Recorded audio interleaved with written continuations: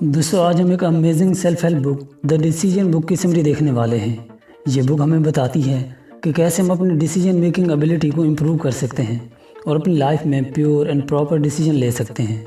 آثر کہتے ہیں آج آپ اپنی لائف میں جہاں ہیں اپنے 5 سے 10 سال پہلے کے ڈیسیجنز کی وجہ سے ہیں، اور آج اپنے پریزنٹ میں اب جو ڈیسیجنز لیں گے وہی آپ کا فیوچر ڈیزائن کریں گے۔ ہماری ہر کامیابی اور ناکامی کمبائنڈ ریزلٹ ہوتا ہے ہمارے پاسٹ کے ڈیسیجنز کا۔ اب سوال آتا ہے کیا ہم اپنی ڈیسیجن میکنگ ایبلٹی کو امپروو کر سکتے ہیں؟ جی ہاں، بالکل۔ آج ہم اس بک سے 5 ایسے ماڈلز دیکھنے والے ہیں جو آپ کو ہیلپ کریں گے اپنی لائف میں صحیح ڈیسیجن لینے کے لیے، اور یہ بک زیادہ فوکس کرتی ہے آپ کے فائنینشیل ڈیسیجنز پہ، یعنی آپ کے بزنس کی سٹارٹنگ، مینجمنٹ اور پروڈکٹیوٹی کے بارے میں۔ تو چلیے شروع کرتے ہیں۔ ماڈل نمبر 1، دا آئزن ہاور میٹرکس۔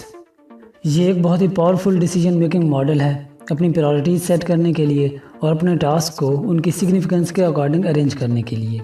اس ماڈل کے 4 کوادرنٹ ہیں اور ہر ایک کوادرنٹ میں ایک اسپیسیفک ٹائپ کے ٹاسک ہوتے ہیں۔ یہ ماڈل تب آپ کے کام آ سکتا ہے جب آپ نے بہت سارے کام کرنے ہوں اور آپ کنفیوزڈ ہوں کہ پہلے کون سے کام کریں اور بعد میں کون سے۔ تو اس ماڈل کے مطابق آپ کو اپنے کاموں کو 4 کیٹیگری میں پلیس کرنا ہے، کیونکہ کوئی بھی کام انہی 4 ٹائپ میں سے ایک میں ہوتا ہے۔ نمبر 1، پہلی کیٹیگری میں آپ کو وہ کام رکھنے ہیں جو نہ ارجنٹ ہوں اور نہ ہی زیادہ امپورٹنٹ ہوں، یعنی ان سے زیادہ امپورٹنٹ دوسرے کام ہوں، تو ان کاموں کو بعد میں کرنے کے لیے چھوڑ دیجیے۔ نمبر 2، دوسری کیٹیگری میں آپ کو وہ کام رکھنے ہیں جو امپورٹنٹ تو ہیں لیکن ارجنٹ نہیں ہیں، تو کیونکہ یہ کام ارجنٹ نہیں ہے اس لیے انہیں ابھی نہیں کرنا، لیکن چونکہ امپورٹنٹ ہیں اس لیے ان کے لیے ٹائم ڈیسائیڈ کر لیں کہ کب کرنا ہے۔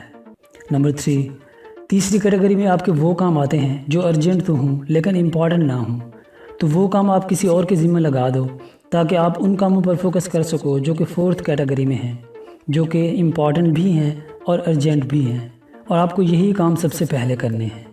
دوسرا ماڈل ہے SWOT انالیسس۔ یہ ماڈل تب آپ کے کام آ سکتا ہے جب آپ کوئی ڈیسیجن لینا چاہ رہے ہوں لیکن اس میں کوئی ویک پوائنٹس ہوں جن کی وجہ سے آپ ہیزیٹیٹ ہو رہے ہوں، یا اس میں کوئی رکاوٹ ہو جسے آپ اوور کم نہیں کر پا رہے ہیں۔ مثلا آپ کوئی ایسا کام کرنا چاہ رہے ہیں جو آپ بہت اچھے سے کر سکتے ہیں اور اس کام کے لیے صحیح ٹائم بھی ہے، مارکیٹ میں اس کی ضرورت ہے، لیکن آپ کی مینجمنٹ سکل ویک ہے یا آپ کے پاس پیسے کم ہیں۔ ایسے میں یہ ماڈل آپ کی ہیلپ کر سکتا ہے۔ اس ماڈل کے مطابق آپ کو اس سچویشن کے 4 ایریاز پر فوکس کرنا ہے: weakness, strength, benefit and threat. تو ہمارے اگزامپل کے حساب سے اس کام کی اسٹرینتھ یہ ہے کہ وہ کام آپ اچھے سے کر سکتے ہیں، اور یہاں پر ویک پوائنٹ یہ ہے کہ آپ کی بزنس مینجمنٹ سکل بہت ویک ہے۔ تو اس ویکنس کو اوور کم کرنے کے لیے آپ کو کوئی ایسا پرسن ہائر کرنا ہے جو اس کام کو اچھے سے مینج کر سکتا ہو، اور یہاں پر بینیفٹ یہ ہے کہ مارکیٹ میں اس کام کی اس وقت ضرورت ہے اور یہ پوائنٹ آپ کے لیے فیوریبل ہے۔ اور لاسٹ پہ اس کام میں تھریٹ یہ ہے کہ آپ کے پاس پیسے کم ہیں اور آپ کو ڈر ہے کہ اگر آپ نے انسٹنٹ ایکشن نہیں لیا تو کوئی اور اس اپرچونٹی کو لے لے گا۔ اس تھریٹ کو اوور کم کرنے کے لیے آپ کے پاس 3 آپشنز ہیں۔ نمبر 1، کسی ایسے پرسن کو جس کے پاس پیسے ہوں آپ کنونس کریں کہ وہ آپ کے بزنس میں انویسٹ کرے۔ دوسرا آپشن ہے کہ آپ کسی سے لون لے لیں، اور تیسرا آپشن یہ ہے کہ آپ کسی ایسے پرسن کو اپنا پارٹنر بنائیں جس کے پاس پیسے ہوں۔ تو اس طرح سے آپ اپنے اس ڈیسیجن میں آنے والی رکاوٹ کو ختم کر سکتے ہیں۔ تیسرا ماڈل ہے ٹرائی اینگل ماڈل۔ یہ ماڈل فالو کرنا کسی بھی اسٹارٹ اپ سے پہلے آپ کے لیے بہت امپورٹنٹ ہوتا ہے۔ آثر کہتے ہیں عام طور پر لوگ جب کوئی بزنس سٹارٹ کرنا چاہتے ہیں تو ان کی 3 پرائورٹیز ہوتی ہیں۔ نمبر 1، ان کے پروڈکٹ کی کوالٹی بہت اچھی ہو تاکہ مارکیٹ میں وہ ڈومینیٹ کر سکیں۔ نمبر 2، وہ پروڈکٹ بنانے میں کم سے کم پیسے لگانا چاہتے ہیں تاکہ زیادہ سے زیادہ پروفٹ کمایا جا سکے۔ نمبر 3، وہ چاہتے ہیں کہ پروڈکٹ جلد سے جلد بنے تاکہ انہیں جلدی آؤٹ پٹ مل سکے۔ انہی 3 ریکوائرمنٹس کو آتھر نے ٹرائی اینگل کا نام دیا ہے۔ آتھر کے مطابق یہ تینوں ریکوائرمنٹس ایک ساتھ آپ کے بزنس میں کبھی بھی پوری نہیں ہو سکتی، کیونکہ اگر آپ کوالٹی اچھی بنانا چاہتے ہیں تو پیسے اور ٹائم دونوں زیادہ لگیں گے، اور اگر آپ زیادہ پیسے نہیں لگانا چاہتے یا آپ کو پروڈکٹ جلد سے جلد بنانی ہے تو ایسے میں اس کی کوالٹی اچھی نہیں بنے گی۔ اس لیے آپ کو سٹارٹنگ میں یہ بات دھیان میں رکھنی ہے کہ ہر چیز ایک ساتھ پرفیکٹ نہیں ہو سکتی، کچھ نہ کچھ تو آپ کو کمپرومائز کرنا پڑے گا، اور کمپرومائز اسی چیز سے کریں جس سے آپ کو لاس نہ ہو۔ جیسے پروڈکٹ کی کوالٹی پر کمپرومائز کرنے کی بجائے پیسوں کے بارے میں کمپرومائز کر لیں۔ زیادہ پیسے لگا کر اچھا پروڈکٹ بنا لیں تو مارکیٹ میں آپ کا اچھا امیج اور ٹرسٹ بلڈ ہوگا۔ چوتھا ماڈل ہے the choice over load. Supermarket में एक मॉडल टेस्ट किया गया। एक दिन 6 टाइप के प्रोडक्ट स्टॉल में लगाए गए। उस दिन 40% कस्टमर वहां आए और उनमें से 30% कस्टमर ने वो प्रोडक्ट खरीदे भी। फिर दूसरे दिन 26 टाइप के प्रोडक्ट स्टॉल में लगाए गए। उस दिन 60% लोग स्टॉल पर आए, लेकिन सिर्फ 2% लोगों ने वो प्रोडक्ट खरीदे। ये अनबिलीवेबल रिजल्ट्स इसी मॉडल यानी चॉइस ओवरलोड की वजह से थे। यानी पहली बार जब 6 टाइप के प्रोडक्ट थे तो ज़्यादा लोगों ने प्रोडक्ट खरीदे क्योंकि ऑप्शंस कम होने की वजह से उन्हें डिसाइड करना आसान था। जबकि दूसरी बार 26 टाइप के प्रोडक्ट लगाए गए।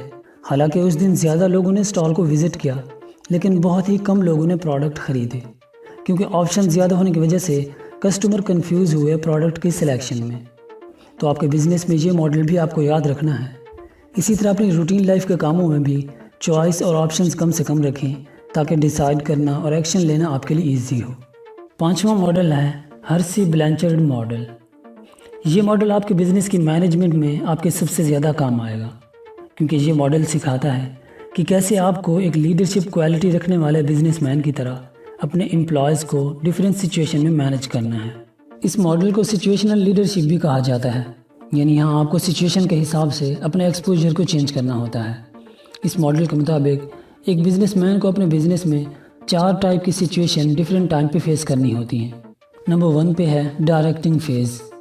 नए एम्प्लॉयज़ जब किसी कंपनी को ज्वाइन करते हैं तो वो मोटिवेटेड और एक्साइटेड होते हैं और उनमें कुछ नया सीखने और करने की डिज़ायर होती है, लेकिन उनके पास एक्सपीरियंस नहीं होता।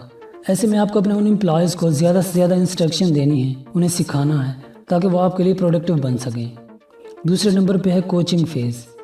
कोचिंग फ़ेज़ में एक बिजनेसमैन को तब आना होता है जब उसके एम्प्लॉयज़ काफ़ी हद तक एक्सपीरियंस गेन कर चुके होते हैं, लेकिन अब उनमें वो पहले की तरह का मोटिवेशन नहीं रहा होता। अब आपको उनसे फ़ेस टू फेस कम्युनिकेट करके उन्हें मोटिवेट करना होता है। तीसरे नंबर पे आता है सपोर्टिंग फ़ेज़। इस फेज़ में आपके एम्प्लॉयज़ अच्छे खासे एक्सपीरियंसड हो चुके होते हैं, मोटिवेशन भी ठीक होता है। अब आपको उनके अंदर इस मोटिवेशन और करेज को मेंटेन रखना होता है। चौथे नंबर पे लास्ट पे आता है डेलीगेटिंग फ़ेज़। इस फेज़ में आपकी रिस्पॉन्सिबिलिटीज़ का बर्डन बिल्कुल ख़त्म हो जाता है। आपके एम्प्लॉयज़ फुल एक्सपीरियंसड हो चुके होते हैं।